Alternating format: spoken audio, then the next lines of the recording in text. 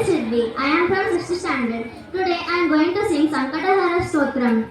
Pranamya Sirasa Devam Gauri Putra Vinayaka Bhakta Vasuspare Nityam Ayurkhamata Siddhaye Pradamam Vakratunnanta Ekadantam Tritiyam Sudiyam Krishna Pingaksham Gajabhattam Chaturdakam Lambodaram Panchavansa Shashtam Vikatameva cha Saptamam Vignarajendram Dhumlavarnam Tadashtakam Navam Palajandam cha Dashamantu Vinayakam Ekadasham Ganapatim Dwadashantu Gajananam Dwadasaitani Namani Visanyaya Patendara Naja Vignabhayam Tasya Sarvasiddhikaram Prabhu Vidyati Vidyam Dhanati labate dhanam Putrati labate putram Mokshati labate gatim Jatet